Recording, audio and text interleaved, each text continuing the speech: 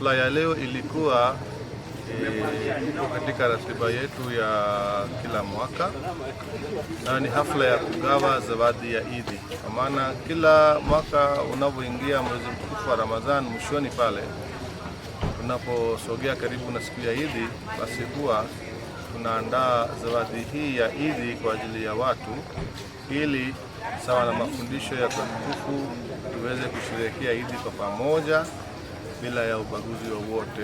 Kwa hiyo ndio desturi ya kila mwaka tunayofanya ya kugawa zawadi hii katika ndugu, jamaa, marafiki, watu wasiojiweza na kadhalika, makundi mbalimbali. Tunawaita, tunawaomba kwa kupitia serikali za mitaa, tunawapata hawa ndugu, halafu tunakutana nao hapa, na bila shaka tunafanya jambo kama hili kila mwaka kwa ajili ya kusherehekea sikukuu ya Idi al-Fitri kila mwaka. Tuliandaa zawadi ya Idi kwa ajili ya kaya 200 na tumeweza kugawa chakula kiasi cha tani 2 katika kaya hizo 200, ambacho kimegharimia wastani kiasi cha milioni 4 na kidogo kwa ujumla wake. Hiyo ndiyo tuseme tathmini ya hafla ya leo. Wito wangu kwa jamii inayozunguka kata hii na kwa ujumla jamii yetu ya Tanzania, kutoa sio kwa namna moja tu kwamba uwe na mali basi ndio hapo umetoa. Chochote ulichokuwa nacho, kama tabasamu jema, kama kuondoa jiwe barabarani au mwiba ukiwa umekuta barabarani unatoa, huo pia ni msaada kwa jamii.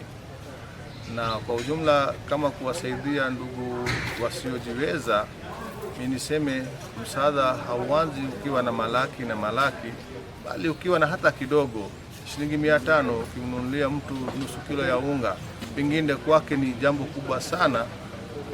Kwako pengine ni jambo dogo, lakini kwa yule ambaye umemtambua anahitaji, yule kwake ni jambo hili kubwa sana. Kwa hiyo swala la kutoa linaanzia na kitu kidogo sana, na ni jambo ambalo pengine wengi wetu tunaweza kufanya, lakini sana sana hatuwazi kama hivyo. Kwa hiyo kuna makundi yapo mbalimbali ambayo yanajihusisha kwa ajili ya kusaidia jamii. Basi kila mwenye uwezo wa chochote anaweza kuungana na makundi haya na akaweza kusaidia jamii sawa na uwezo wake, awe na 500, 1000, chochote, kilo moja ya unga au mchele. Hiyo ndio msaada ambao unaweza kumsaidia mtu mwingine na ikawa siku njema kwake.